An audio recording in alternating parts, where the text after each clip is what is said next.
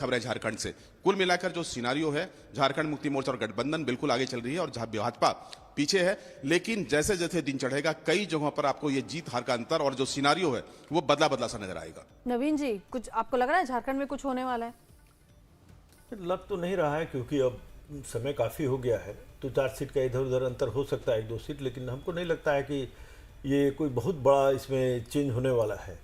तो ये मोर और लेस हमको लग रहा है। एक सेकंड, ये तो संध्या का येतो आता इकडून सगळं निघतो तो मी येतो हा मी कळतो तुला यस यस चला धन्यवाद आशीर्वाद दे तुझे हेलो हेलो। देवेंद्र फडणवीस अपनी मां से बात करते हुए, और देवेंद्र फडणवीस क्योंकि मुख्यमंत्री के लिए दावेदारी और चेहरा बीजेपी की तरफ से अब होने भी जाएंगे, कुछ देर में ये ऐलान भी हो जाएगा। लेकिन रुझानों को देखते हुए ये बहुत खुश नजर आ रहे हैं, मां से आशीर्वाद भी लिया है और जो रुझान है उस रुझान से गदगद इस वक्त देवेंद्र फडणवीस। उनके बैठने का स्टाइल जरा देखिए आप, बेहद इस वक्त ऐसा लग रहा है देवेंद्र फडणवीस बहुत रिलैक्स मोड में आ चुके हैं रुझान को देखते हुए, इसीलिए और बहुत शांत तरीके से मां से बातचीत कर रहे थे। नवीन जी, अब हम इससे पहले झारखंड की बात कर रहे थे, पहले उसको कंप्लीट कर लेते, फिर देवेंद्र फडणवीस की बात करेंगे, उनके तस्वीर के पीछे के मायने क्या हैं वो भी समझेंगे।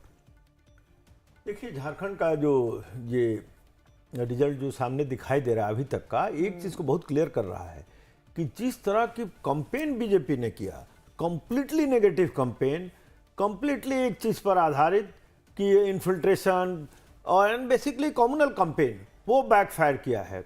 एक चीज और भी दिखाई दे रहा है, अगर दोनों झारखंड और महाराष्ट्र के इलेक्शन में देखिएगा तो वेलफेयर के मुद्दों को जब आगे किया जाता है, जैसा कि महाराष्ट्र में एनडीए की सरकार ने किया, काफ़ी वेलफेयर के मुद्दे और काफ़ी डेवलपमेंट के इशू को उन्होंने आगे किया, कटे बटे और ये सब भी उन्होंने किया, लेकिन by and large they focused on welfare oriented measure. Similarly Jharkhand में जो वेलफेयर के मुद्दों को आगे किया गया, उन मुद्दों पर पब्लिक ने वोट दिया है। और जो ये कम्युनल नैरेटिव बनाने की कोशिश की गई थी झारखंड में, वो कम्युनल नैरेटिव सक्सीड नहीं किए है। दूसरा चीज जो झारखंड में दिखाई दे रहा है कि बीजेपी का ये प्रयास कि चंपई सोरेन को अपने साथ लाएं, बाबूलाल मरांडी को अपने साथ लाएं और ये करके वो एक ट्राइबल वोट को में डेंट कर सके, वो बुरी तरह असफल हो गया। क्योंकि अगर आप देखिएगा, हमको लगता है एक और चीज हुआ है कि पिछले इलेक्शन और इस इलेक्शन के दौरान डिफरेंस क्या हुआ कि जेवीएम जो थी बाबूलाल मरांडी की पार्टी, वो बीजेपी के साथ आ गए, आजसू बीजेपी के साथ आ गई। तो ये दोनों जो ट्राइबल के वोट कट कर रहे थे, वो वोट जेएमएम के और विरुद्ध थे, वो चले जा रहे थे जेएम के अगेंस्ट में। ये बीजेपी में चले आए, जब वो वोट जेएमएम में चले और जैसे देखा जा रहा है मार्जिन भी कांग्रेस का कुछ खास नहीं। अगर 49 पर लीड कर रही है कांग्रेस गठबंधन, तो मार्जिन उतना खास नहीं है फिलहाल झारखंड। पिछले बार जो था उसी तरह का सीन झारखंड में बाय एंड लार्ज रिपीट हो रहा है जो पिछले बार का था। हम एक्सपेक्ट करते, बीजेपी के लीडर एक्सपेक्ट करते कि शायद इससे अच्छा उनका परफॉर्मेंस रहा, लेकिन यहाँ पर बीजेपी का रिजल्ट जो है काफी निराशाजनक इसलिए है कि यहाँ पर हेमंत बिस्वा शर्मा, वो शिवराज सिंह चौहान यहाँ पर कैंपेन किए 2 महीने तक और बीजेपी ने अपनी पूरी ताकत झारखंड में झोंक दी थी। लेकिन जैसा मेरा कहना है कि ट्राइबल वोट का कंसोलिडेशन आजसू और जेवीएम के बीजेपी में मिलने के बाद जो ट्राइबल वोट कट रहे थे जेएमएम से और इन पार्टियों के बीच में जा रहे थे, वो जेएमएम में चले गए, वो बीजेपी में नहीं गए। तो जेएमएम को इससे बढ़त मिली है और बीजेपी के द्वारा जो अटेम्प्ट किया गया कि चंपई सोरेन को लाकर और ये एक नैरेटिव क्रिएट करना कि ट्राइबल आइडेंटिटी खतरे में है और मुस्लिम का इन्फिल्ट्रेशन हुआ है, वो कंप्लीटली बैकफायर हो गया। ये झारखंड का रिजल्ट ये शो करता है कि डेवलपमेंट ठीक है। Win vote. प्रेरणा इस वक्त हमें बता रही है कि कहां पर कौन सीट से कौन सा कैंडिडेट आगे चल रहा है। प्रेरणा, ओवर टू यू। बिल्कुल नहीं, तो देखिए चर्चाओं का दौर तो जारी रहेगा, डिस्कशंस चलते रहेंगे, लेकिन इस बीच आंकड़ों पर नजर बनाए रखना बेहद जरूरी है। और डाटा सेंटर एक बार फिर से आप आ चुके हैं, तो मैं एक बार आंकड़े आपको बता दूं कि इस वक्त क्या कुछ फिगर कहता है, टोटल फिगर क्या है। झारखंड की मैं बात करूं सबसे पहले, तो यहाँ पर देखिए जेएमएम टक्कर दे रही है। अकेले 30 सीटों पर आगे बढ़त बनाए हुए इस वक्त जेएमएम। और बीजेपी की बात करें तो बीजेपी अभी 27-28 यही फिगर इस वक्त बीजेपी का चल रहा है और इस वक्त 27 पर कायम है बीजेपी। कांग्रेस की बात करें तो 14 सीटों पर इस वक्त कांग्रेस नजर आ रही है। आरजेडी की बात करें नीतू तो 5 सीटें इस वक्त उसके खाते में है। आजसू 1, एलजेपी 1, सीपीआईएम 1 और अदर्स की बात करें तो 2। तो इस वक्त झारखंड का स्टेटस ये है, जेएमएम इस वक्त देखिए रेस में सबसे आगे बढ़त बनाए हुए। और महाराष्ट्र पर भी एक बार नजर डाल लेते हैं, लेकिन बहुमत का आंकड़ा तो बहुत पहले ही महायुति गठबंधन पार कर चुकी है। लेकिन इस वक्त देखिए इंडिविजुअली बीजेपी की बात करें तो 124 इस वक्त देखिए हासिल कर चुकी है बीजेपी। महाराष्ट्र में 288 सीटों पर इस वक्त पूरा जो ये खेल है वो बरकरार है और 124 सीटें इस वक्त बीजेपी के खाते में है। शिवसेना शिंदे गुट की बात करें तो 56 सीट इस वक्त उसके खाते में है। एनसीपी अजीत पवार की बात करें तो 36 सीटें इस वक्त नीतू उसके खाते में आ चुकी हैं। और आगे यूबीटी की बात करें 19, कांग्रेस 20 और शरद पवार गुट 15 और अदर्स की बात करें तो 18। तो अभी कहीं ना कहीं देखिए डिस्कशन लगातार जारी है नीतू, मैं सुन रही हूं, लेकिन तस्वीर कहीं ना कहीं साफ होती हुई नजर आ रही है, चाहे झारखंड की बात करें या फिर महाराष्ट्र की। और इसी बीच देखिए एक बार थोड़ा सा वायनाड सीट पर भी नजर डाल लेते हैं इस वक्त। और वायनाड का स्टेटस सेम है नीतू, सुबह से प्रियंका गांधी यहां पर बढ़त बनाए हुए हैं और तकरीबन 2 लाख वोटों से, देखिए कि आंकड़ा कितना है कि 2 लाख, तकरीबन 2 लाख वोटों से इस वक्त प्रियंका गांधी आगे बढ़ रही हैं। वायनाड में पहली बार उतरी हैं मैदान में, लेकिन इस वक्त उनका स्टेटस सबसे आगे बढ़त बनाए हुए वायनाड सीट से। और वहीं थोड़ा सा और नजर डालते हैं उपचुनाव में। अगर असम की बात करें तो ढोलाई सीट से बीजेपी आगे है, सिडली सीट असम से यूनाइटेड पीपल्स पार्टी यहां पर आगे बढ़त बनाए हुए। थोड़ा सा और अंदर जा रहे हैं नीतू, क्योंकि हर आंकड़ा जानना बेहद जरूरी है। और समागुरी की असम की बात करें तो यहां से इंडियन नेशनल कांग्रेस बढ़त बनाए हुए है। तरारी बिहार की बात करें तो यहां पर बीजेपी विशाल प्रशांत लीड करते हुए नजर आ रहे हैं। और थोड़ा सा और आगे जाएं तो रामगढ़ बिहार की ही बात करें, यहां पर भी बीजेपी नजर आ रही है। असम में बोंगाई गांव की बात करें, यहां पर असम गाना परिषद आगे बढ़ता हुआ नजर आ रहा है। बेहाली असम की बात करें तो बीजेपी नीतू यहां से आगे है। और इमामगंज बिहार की बात करें तो यहां पर हिंदुस्तानी अवाम मोर्चा आगे इस वक्त चल रहा है। थोड़ा सा और नीचे चलते हैं, संदूर कर्नाटका की बात करें तो यहां पर आईएनसी इंडियन नेशनल कांग्रेस बढ़त बनाए हुए है। और अब बात करते हैं कर्नाटका की, चन्नापटना की बात करें तो यहां से भी कांग्रेस आगे बढ़त बनाए हुए है। और केरला की पलक्कड़ सीट की बात करें, यहां पर भी कांग्रेस है नीतू। और चिलक्कारा केरला की बात करें तो यहां पर कम्युनिस्ट पार्टी ऑफ इंडिया आगे बढ़त बनाए हुए। तो इस वक्त पूरा ब्यौरा इलेक्शन कमीशन का डेटा और सबसे ज्यादा नजर बनाए हुए इस वक्त झारखंड में जेएमएम आगे है, लेकिन अभी भी बीजेपी 27-28 पर ही टिकी हुई है। Over to you Neetu. ठीक है प्रेरणा, बहुत शुक्रिया। और फिलहाल इस वक्त एक बड़ी जानकारी आपको बता दें कि जो मुंबई की वर्ली सीट है, उद्धव ठाकरे के बेटे और शिवसेना यूबीटी के कैंडिडेट नेता आदित्य ठाकरे पीछे चल रहे हैं। 500 से ज्यादा वोट से पीछे चल रहे हैं आदित्य ठाकरे। ये बड़ी जानकारी इस वक्त की मिल रही है। और वर्ली से शिवसेना के मिलिंद देवड़ा आगे हैं इस वक्त, शिंदे गुट के मिलिंद देवड़ा आगे हैं। वर्ली से आदित्य ठाकरे पीछे हो चुके हैं। आदित्य लगातार हमारे साथ बने हुए, आदित्य क्योंकि इस वक्त आदित्य नहीं है फिलहाल, लेकिन देखिए ये आगे पीछे का खेल जो है वो शुरू हो चुका है। पहले आदित्य ठाकरे जो है वो आगे चल रहे थे, लेकिन अब मिलिंद देवड़ा आगे आ चुके हैं। प्रशांत इस वक्त लगातार हमारे साथ बने हुए हैं और भी कई चेहरे जो हैं। रांची से हमारे साथ राजेश हैं। प्रशांत, आपके पास आती हूं मैं। गाजियाबाद में क्योंकि आपकी मौजूदगी थी, अब क्या कुछ और चल रहा है वहां पर? देखिए लगभग 14 राउंड के काउंटिंग जो है वो हो चुका है। 14 राउंड की काउंटिंग के बाद से 43,000 वोटों से बीजेपी यहां से आगे है, यानी कि समझ सकते हैं कि अब तक जो है वो खेल जो है एक तरफा हो चुका है। जैसा कि यहां से पहले भी 2 बार से एमएलए बीजेपी के जीत चुके हैं, तो अब उपचुनाव में माना जा रहा है कि अब तक का जो टोटल काउंटिंग हुआ है 13 राउंड का, उसमें अगर 43,000 वोट से आगे है बीजेपी के कैंडिडेट, तो समझ सकते हैं कि काफी लंबी एक तरफा मैच था गाजियाबाद में। हाँ, बीजेपी के लिए एक तरफा मैच था, लेकिन एक तरफा मैच जो है वो झारखंड में नहीं है। झारखंड में देखें तो काफी टफ फाइट, प्रेरणा हमें बता भी रही थी कि 27 पर भारतीय जनता पार्टी और 30 पर जेएमएम लीड करते हुए नजर आ रहा है। अजीत जी, बहुत टफ फाइट हम देखें, अभी जो रुझान हमें इस वक्त दिख रहा है कि कांग्रेस गठबंधन जो है 50 पर लीड करते हुए इस वक्त दिखाई दे रही है और भारतीय जनता पार्टी गठबंधन जो है एनडीए वो 30 पर। लेकिन जेएमएम और बीजेपी इंडिविजुअली अगर हम बात करें तो बीजेपी 27 और जेएमएम 30 पर है। तो ये काफी कांटे की टक्कर हम वहां पर देख सकते हैं।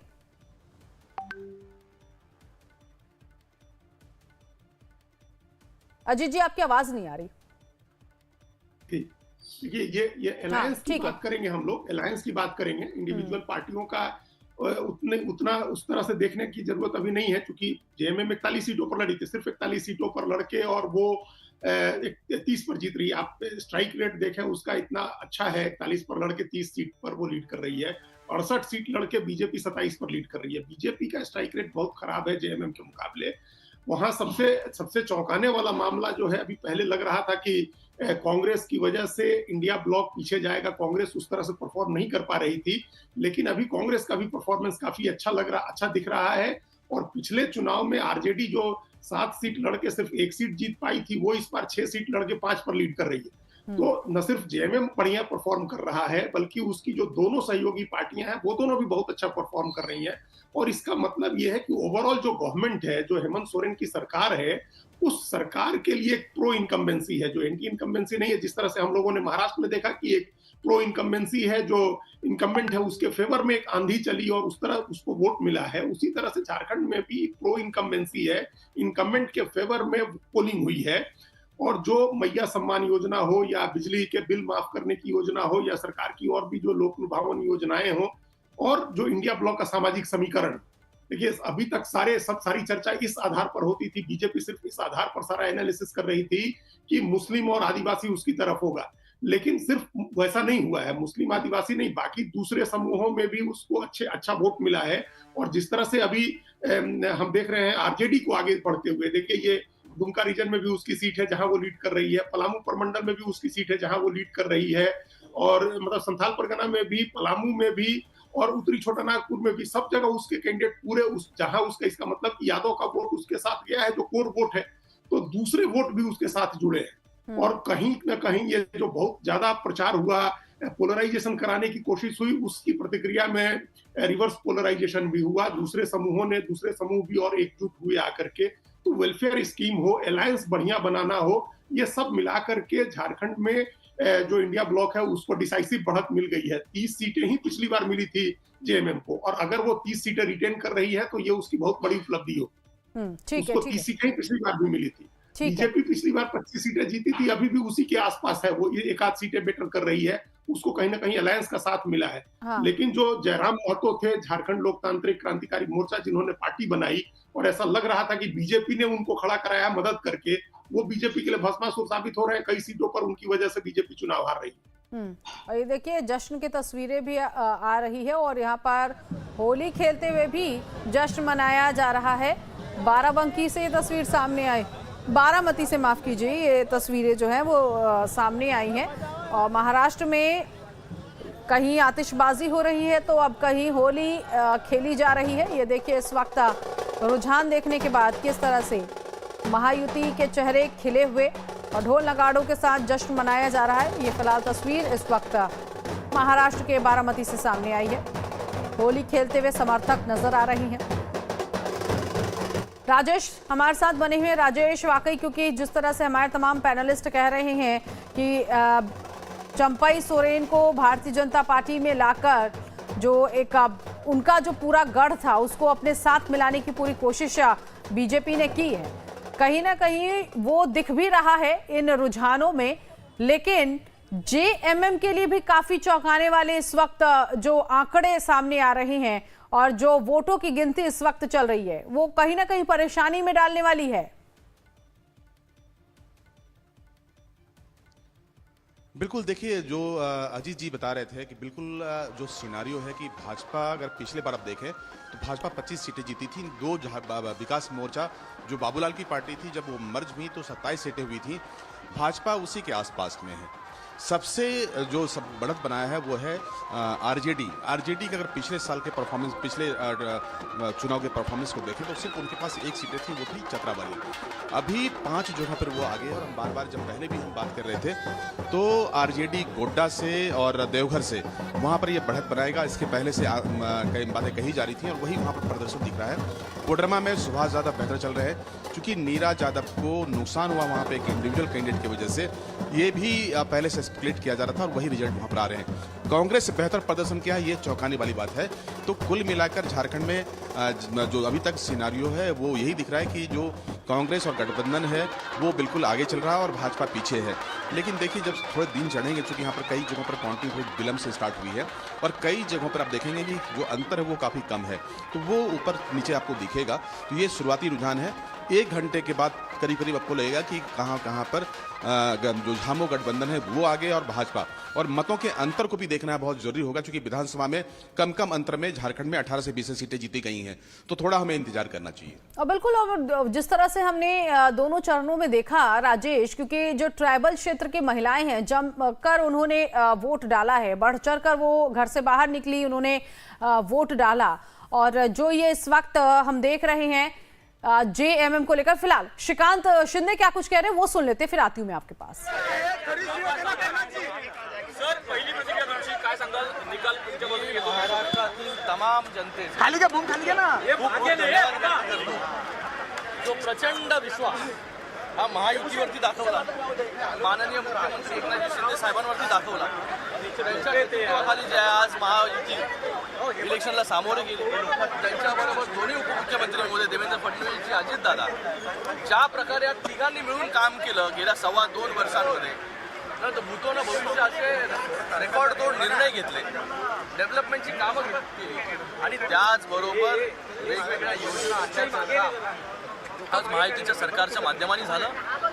आज त्याचाच हा विषय आहे की प्रत्येक घटकापर्यंत पोहोचण्याचं काम महायुतीच्या सरकारच्या माध्यमाने झालं, म्हणून आज हा एवढा मोठा विजय जो आपल्याला पाहायला मिळाला। मुख्यमंत्री कोण बसणार? मुख्यमंत्री कोण? मी एक साधा कार्यकर्ता आहे बाबा, मला हा प्रश्न कसा विचारता तुम्ही? एकनाथ शिंदे साहब आगे बढ़ो, शिंदे साहब आगे बढ़ो, कार्यकर्ता म्हणून काम करतोय, साहेबांनी जी जबाबदारी दिली होती ती जबाबदारी पार पाडण्यासाठी आम्ही सगळे काम करत असतो।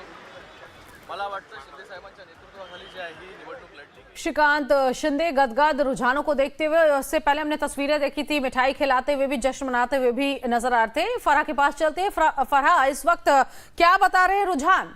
नीतू, मैं बता दूं आपको, सबसे पहले महाराष्ट्र के रुझान में आपको बता दूं तो महायुति ने तमाम आंकड़े पार कर लिए। मतलब अगर हम महाविकास आघाड़ी की बात करें तो उससे 4 गुना से ज्यादा अभी तक के आंकड़ों में उसकी सीटें दिखाई दे रही हैं, 220 सीटों पर आगे महाराष्ट्र में महायुति। जबकि कांग्रेस गठबंधन यानी महाविकास आघाड़ी की अगर हम बात करें तो महज 50 सीटों पर वो सिमटती दिखाई दे रही है अब तक के रुझानों के मुताबिक।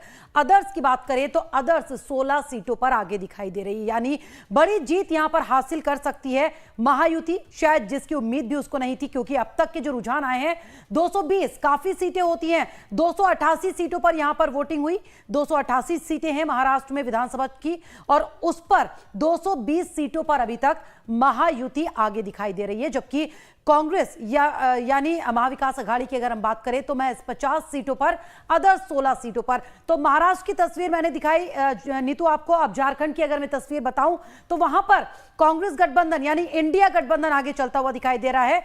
एनडीए की बात करें तो एनडीए यहां पर 29 सीटों पर है, जबकि अगर बात की जाए इंडिया गठबंधन की तो इंडिया गठबंधन यहां पर 51 सीटों पर आगे दिखाई दे रहा है, जबकि अदर्स के खाते में अभी तक 1 सीट जाती दिखाई दे रही है। Neetu, over to you. बिल्कुल, तो ये तो रुझान रहे हैं, लेकिन हम बात कर रहे थे राजेश से कि ट्राइबल क्षेत्र में हमने देखा कि दोनों ही चरणों में राजेश महिलाओं ने काफी ज्यादा मतदान किया, और एक डेटा तो ये भी बता रहा है कि पुरुषों की तुलना में महिलाओं ने ज्यादा वोट वहां पर डाला है। तो जो आंकड़े इस वक्त हम देख रहे हैं कि कांग्रेस गठबंधन जो है वो 51 पर अब लीड करते हुए दिखाई दे रही है इस वक्त। झारखंड में ऐसी स्थिति नजर आ रही है कि कुछ भी हो सकता है, 19-20 का फासला जैसा नजर आ रहा है। राजेश, नीतू, हम लोग कई बार चर्चा कर चुके थे और पहले भी हमने चर्चा किया था कि देखिए यहाँ पर जो भाजपा ने नैरेटिव सेट किया था वहां पर कई उन्होंने चूक की। खासतौर पर जो ये बांग्लादेशी घुसपैठ का जो मामला था, हमने पहले भी कहा था कि देखिए वहां पर जो संथाल का इलाका है, घुसपैठ का मामला सिर्फ वहीं बनता है। और वहां पर अगर सीटों की संख्या देखें, भाजपा वाली सीटों की संख्या देखें, या ऐसी सीटें जहां पर कि भाजपा बढ़त बना सकती थी, उसकी संख्या 4 से 5 थी। भाजपा ने भले ये नैरेटिव बनाया पूरे राज्य के लिए, लेकिन ये काम सिर्फ करना था संथाल में, जहां पर कि उनको 2 सीटों पर फायदा होना था। लेकिन वहां पर अगर एक सीट को देख लें, छोड़ दें, तो जो बाद बाकी सीटें वहां पर उनको नुकसान हो गया, क्योंकि वो नैरेटिव सेट नहीं हो पाया। दूसरा जो आपने कहा था कि चंपाई सोरेन का भाजपा में आना, देखिए चंपाई सोरेन पर भाजपा ने कुछ जरूरत से ज्यादा ही विश्वास जताया था, जबकि चंपाई सोरेन जब शामिल हुए थे और उन्होंने तब दावा किया था कि 5 विधायक उनके साथ में हैं, लेकिन एक भी विधायक उनके साथ नहीं गए। यानी कि चंपाई सोरेन मुख्यमंत्री तो बने, और ये प्रोफाइल जो उनका बड़ा हुआ था वो हेमंत सोरेन की वजह से हुआ था। चंपाई सोरेन सरायकेला सीट पर पहले भी जीते रहे थे, आज भी जीतेंगे वो। लेकिन जहां तक लीड करने की बात है कोल्हान में, तो वो लीड करने वाली कैपेबिलिटीज तब भी उनके पास नहीं थी। भाजपा ने उनको पहचानने में, उनके शक्तियों को पहचानने में थोड़ी गलती कर दी। उस इंडक्शन से जहां लग रहा था कि कोल्हान में बहुत बड़ा आंदोलन हो जाएगा, कल चंपाई सोरेन के जाने से आदिवासी इनकी तरफ मुड़ जाएंगे, तो हमने बार बार तब भी कहा था कि इससे बहुत ज्यादा फर्क नहीं पड़ने वाला है। आज भी देखिए सिनेरियो वही है, ग्राउंड रिपोर्ट वही है। अगर आप दूसरे क्षेत्रों को देखें तो भाजपा के जो प्रदर्शन है फिलहाल वहां पर इंटैक्ट है, लेकिन जैसे जैसे दिन बढ़ेगा भाजपा 2-4 सीटें बढ़ाएंगी, इसमें कोई दो मत नहीं है। थोड़ा इसके लिए इंतजार करना होगा। लेकिन भाजपा ने जो कैंपेन एक चलाया था, जो एक बड़ी कैच करने वाली बात है कि जो जिम्मेदारी हेमंता विश्व शर्मा को दिया गया था, हेमंता विश्व शर्मा यहाँ के भाजपा कार्यकर्ताओं को जरूर सक्रिय किया, लेकिन यहाँ के जो लोग थे उनको कभी, यहाँ के बाहरी लोगों को यहाँ के लोग स्वीकार नहीं करते, खासतौर पर आदिवासी। उसका एक नुकसान भाजपा को हुआ है, क्योंकि वो आगे से कैंपेन कर रहे थे। अगर वो पीछे से बैक करते तो शायद ये भाजपा को थोड़ा फायदा पहुंचाता। ठीक है, तो ठीक कुल है। मिलाकर मेरे सहयोगी कमलेश ने बीजेपी नेता जफर इस्लाम से खास बातचीत की है, सुन लेते वो क्या कुछ कह रहे हैं। मेरे साथ जफर इस्लाम साहब हैं। सर, एक तो आपकी कर्मभूमि थी, एक जन्मभूमि। जन्मभूमि का पीछे है, कर्मभूमि बहुत ज़्यादा है। देखिए, ये तो इंट्रोस्पेक्शन करेंगे कि भाई हम झारखंड में क्यों पीछे रहे, लेकिन फिलहाल मैं ऐसा उम्मीद करता हूं कि अभी भी पूरे तौर से रिजल्ट वाजे नहीं हुए। बहुत राउंड के जो है वोटिंग बची हुई है, इसलिए अभी कई जगह पे तो 4 ही राउंड हुआ, 17, किसी जगह 27 राउंड भी होने किसी किसी कॉन्स्टिट्यूंसी में। तो अभी इंतजार कीजिए। मुझे पूरी उम्मीद है कि वहाँ जो हमने सुबह में कहा था कि महाराष्ट्र में भाजपा जो है सेंचुरी बनाएगी, शिवसेना जो है वो हाफ सेंचुरी बनाएगी, और क्वार्टर सेंचुरी मतलब 25 के ऊपर रहेगा वो एनसीपी रहेगा अजीत पवार जी के, और महायुति जो है डबल सेंचुरी बनाएगी, वो सही दिख रहा होगी, वह होता दिख रहा है। और ये भी कहा था कि झारखंड में हम हाफ सेंचुरी बना के विनिंग हाफ सेंचुरी होगी, और वो भी मुझे पूरी उम्मीद है कि होगा, जरूर होगा। सर, क्या आपको ये आकलन था कि ये महाराष्ट्र में इतनी बड़ी जीत आपको नसीब होगी? अगर आकलन नहीं होता तो मैं इलेक्शन के जब शुरू हुआ तो काउंटिंग, अभी उससे पहले मैंने ट्वीट किया है, उससे पहले मैंने एनआई पे ये बात कही है और ट्वीट भी किया, और कल जब से वहाँ 2 महीने गुजार के आया, मुझे ये बात की उम्मीद थी कि जमीन पे जो है सिर्फ महायुति के बारे में बात हो रही है, और जनता ने आशीर्वाद सिर्फ महायुति को देना था, ऐसा बिल्कुल संकेत मिल रहा था। कांग्रेस का ये आरोप है कि आपने ध्रुवीकरण कराया, वोटों का ध्रुवीकरण कराया आपने। नहीं, हमने वो तो ध्रुवीकरण वो कर रहे थे, हमने तो कहा है भाई कि एक साथ रहो। समाज में कुछ ऐसी पॉलिटिकल पार्टी समाज को विभाजित करके सत्ता में काबिज रहना चाहती, उनसे बचो। लाडली लक्ष्मी योजना का कितना इम्पैक्ट देखते हैं? देखिए, हमने महिलाओं के लिए बराबर काम किया है, समाज के हर वर्ग के लिए काम किया, और हर वर्ग ने वोट दिया, तभी तो ऐसा नतीजा है। सर, लोग पूछ रहे हैं कि अब इतनी बड़ी जीत मिली है महाराष्ट्र में, तो सीएम कौन होगा? वो हमारे अधिकार क्षेत्र के बाहर है, लीडरशिप डिसाइड करेगी। उन्होंने पहले से कहा था कि 3 बड़े चेहरे जो महाराष्ट्र के हैं उनके अगुवाई में और शिंदे जी की अगुवाई में ये लड़ाई लड़ी जा रही है। जीत के आने के बाद सब लीडरशिप हमारी बैठेगी, 2 हमारे जो शिवसेना और एनसीपी के लीडर्स के साथ, और उस लीडरशिप डिसाइड करेगी, जो महायुति का लीडर चुना जाएगा वही सीएम होगा। ये थे जफर इस्लाम साहब, जिनका कहना था कि अब तीनों लीडर मतलब एनसीपी, बीजेपी और शिवसेना शिंदे गुट के लोग बैठेंगे, उसके बाद डिसाइड करेंगे कि आखिर महाराष्ट्र में मुख्यमंत्री पद कौन होगा या लीडर कौन होगा। संदीप के साथ कमलेश सिंह, लाइव टाइम्स, दिल्ली। तो महाराष्ट्र में ये देखिए तस्वीरें आ रही हैं, और ये होली खेलते हुए समर्थक महायुति के नजर आ रहे हैं, जश्न मनाया जा रहा है। तो अब देखिए, क्योंकि दोपहर का ये वक्त हो गया है, महाराष्ट्र इलेक्शन को लेकर मोहन यादव। हाथ वालों ने कितने भी षड्यंत्र किए, माफ करना, लेकिन ये षड्यंत्र फेल हुए। खासकर महाराष्ट्र के रिजल्ट अपने आप में बता रहे हैं कि हम न केवल हमारा रिकॉर्ड बन रहा, बल्कि हमारे साथ जो आए उनका रिकॉर्ड भी कायम है। स्वर्गीय बाला साहब ठाकरे की जो भावना थी, जिस आधार पर एकनाथ शिंदे जी ने इस बात को लेकर के परचम उठाया, ये उद्धव ठाकरे जी को सोचने पर मजबूर करेगा कि उनका मार्ग सही है। ये एक बार फिर पूरा देश वर्तमान में गणतंत्र के लिए गौरव का अवसर उपलब्ध करा रहा है, जब तमाम षड्यंत्र फेल हो रहे हैं और भारतीय जनता पार्टी प्रचंड जीतते हुए वापस आ रही है। मैं एक और बात की बधाई देना चाहूँगा। हमने हमारी सरकार के रहते रहते एक निर्णय किया था कि हमारे महानगरों में भी अच्छी गौशालाएं खुलना चाहिए, घर घर गाय का कुल होना चाहिए, घर घर गोकुल होना चाहिए। जो गाय पाले वो सब गोपाल है। और हमारे यहाँ कृषि आधारित, देश के अंदर कृषि आधारित मध्य प्रदेश है, जहाँ एग्रीकल्चर ग्रोथ रेट बहुत ज़बरदस्त है।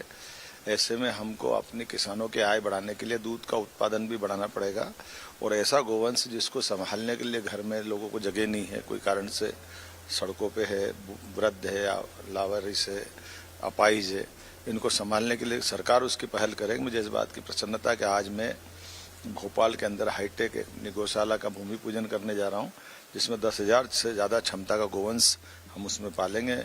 हमारे अपने यशस्वी विधायक रामेश्वर शर्मा जी के क्षेत्र में वो गौशाला है और हमारे सारे मंत्री, विधायक, महापौर हम सब मिलकर के पूजन करने जा रहे हैं।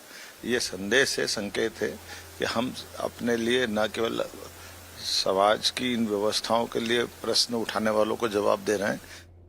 मध्य प्रदेश सीएम मोहन यादव को आपने सुना और इस वक्त हमारे साथ बीजेपी प्रवक्ता अनंत जी भी हमारे साथ जुड़ गए हैं। स्वागत है सर आपका लाइव टाइम्स पर। आपका रिएक्शन सबसे पहले। महाराष्ट्र में 217 पर लीड कर रहे हैं आप लोग, लेकिन झारखंड में फिलहाल ऊपर नीचे आंकड़े दिख रहे हैं 30 पर लीड करते हुए। देखिए, जहां तक महाराष्ट्र की बात है, ये पहले से एक्सपेक्टेड था कि हम इतनी सीट, इससे भी बेहतर स्थिति होगी। और जहां तक झारखंड की बात कर रही है, तो झारखंड को हम बहुत ही गहराई से देख रहे हैं। और झारखंड में जैसे 3, 4, 5 सीटें ऐसी सीटें हैं जहां पे बहुत कम मार्जिन चल रहा है, तो हमें लग रहा है कि अभी 1 घंटे के बाद, जैसे भवनाथपुर है, बोकारो है, फिर आपका छतरपुर है, कुछ ऐसे सीटें हैं जहां पे बहुत कम मार्जिन से ऑपोजिशन वाले आगे चल रहे हैं। और हमें ये लगता है कि 1 घंटे के अंदर झारखंड की भी स्थिति स्पष्ट होगी। और हमें लगता है कि झारखंड में जो नेक टू नेक जो लड़ाइयां चल रही हैं, वो हमें लगता है भारतीय जनता पार्टी सरकार